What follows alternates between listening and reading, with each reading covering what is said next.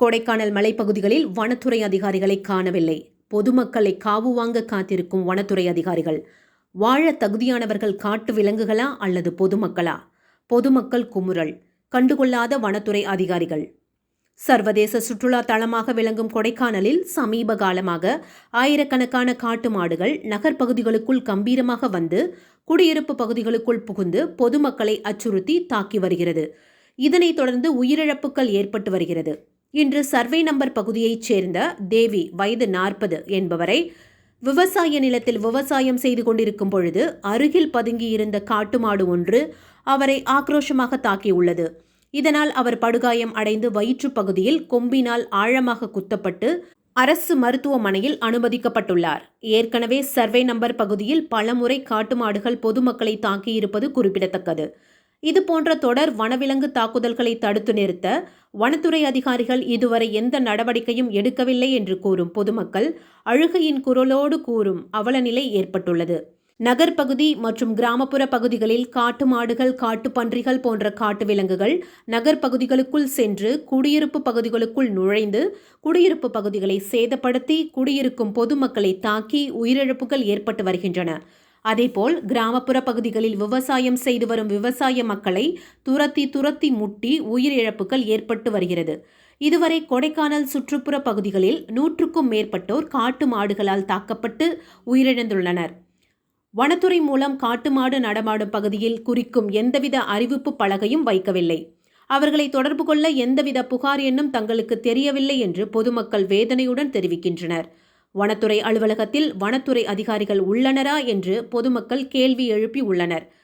மேலும் அதிகாரிகளை தொடர்பு கொண்டால் தங்களிடம் போதுமான பணியாட்கள் இல்லை என்று அலட்சியமான பதில் அளிக்கிறார்கள் என்றும், மாவட்ட வனத்துறை அதிகாரிகளை தொடர்பு கொண்டால் ரேஞ்சரிடம் தொடர்பு கொள்ளுங்கள் என்றும், ரேஞ்சர் தொலைபேசி எண்ணிற்கு தொடர்பு கொண்டால் ஃபாரஸ்ட் அதிகாரியை தொடர்பு கொள்ள வேண்டும் என்றும் கூறுகிறார்கள். யாரிடம் தொடர்பு கொள்வது என்று மனக்குழப்பத்தில் மக்கள் வேதனையடைந்துள்ளனர்.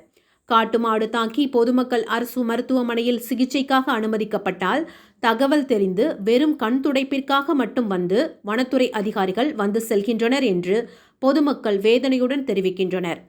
மக்களுக்காக இயங்காத வனத்துறை அதிகாரிகள் எதற்கு என்று பொதுமக்கள் கேள்வி எழுப்பி உள்ளனர். இனிமேல் இதுபோன்ற வனவிலங்கு மனிதர் மோதல்களை தடுக்க வனத்துறை அதிகாரிகள் உடனடியாக நடவடிக்கை எடுக்க வேண்டும் என்று பொதுமக்கள் கோரிக்கை விடுத்துள்ளனர். வணக்கம், என் பேர் மணிகண்டன். காந்திபுர பகுதியில் குடியிருந்து வருகிறேன்.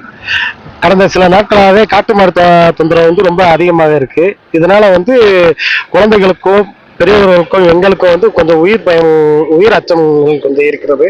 இதை வனத்துறையினர் கவனத்துக்கு கொண்டு போகணும் அப்படின்னா அவங்களோட மொபைல் நம்பரு எதுவுமே இல்லை. அவங்ககிட்ட அப்படி இருந்தும் ஏதோ ஒரு தொடர்பு கொண்டோம்னா லொக்கேஷன் போடுங்க அப்படின்றாங்க. எங்கிட்ட லொக்கேஷன் போடுறதுக்கு பட்டன் செல் தான் வச்சுருக்கோம். ஸ்மார்ட் ஃபோன் அந்த மாதிரிலாம் நமக்கு யூஸ் பண்ண தெரியாது. இதனால் வனத்துறையினருக்கு என்ன சொல்ல விரும்புகிறோம்னா, தயவு செய்து ஒன்று காட்டு மரம் வனத்துக்குள்ளே விடுங்க, இல்லை அப்படின்னா எங்களை வனத்துக்குள்ளே விடுங்க. காட்டு மாடு அது பாட்டுக்கு தெருவுக்குள்ளே இருந்துட்டு போகுது. இதுக்கு எதனாச்சும் ஒரு நல்ல ஒரு தீர்வு கொடுக்குமாறு கொடைக்கானல் வனத்துறையினரை கேட்டுக்கொள்கிறோம்.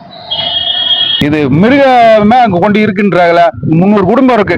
300 குடும்பத்துக்கு ஆளுக்கு ஒரு விஷப்பட்டில் வாங்கி கொடுத்தீங்கன்னா நாங்க நிம்மதியா போய் மேல போயிருவோம். நீங்க மிருகங்களை கூப்பிட்டு உங்க வாட்டு மேய்ச்சிட்டே இருக்கலாம், ஜாலியா. அது வாட்டுக்கு நீங்க மிருகங்க வாழ்ந்துட்டு போகுது. இந்த 300 குடும்பத்துக்கு இது ஒரு நல்ல காரியமா கவர்மெண்ட் செஞ்சு விடுங்க. ஒரு விஷப்பாட்டில் கொடுத்துட்டீங்கன்னா ஆளுக்கு ஒரு விஷப்பாட்டில் 300 குடும்பத்துக்கு அங்க வாட்டுக்கு போய் சேர்ந்துருப்போம். நீங்க மிருகத்தை கொண்டு விட்டுருங்க. எங்களுக்கு ஒரு பாதுகாப்பு இல்லைங்க. அப்ப அதாங்க நீங்க செய்ய முடியும். நாங்க இருந்து என்ன பிரயோஜனம்? 400 வருஷம் 300 வருஷம் அந்த ஊர் வாழ்ந்துகிட்டு இருக்கோம். நீங்க மிருகத்துல கொண்டு விட்டீங்க. மிருகச்சாலை அது இருக்கிற நீங்க இருக்குன்றீங்கல்ல. அப்ப நீங்க ஒரு விஷப்பாட்டில் வாங்கி கொடுத்துட்டீங்கன்னா நாங்க வாட்டுக்கு குடிச்சு நாங்க வாட்டுக்கு போயிடுவோம். நீங்க மிருகத்தை கொண்டு விட்டு நீங்க வாட்டுக்கு போன வனத்துறையா வளர்த்துக்காங்க.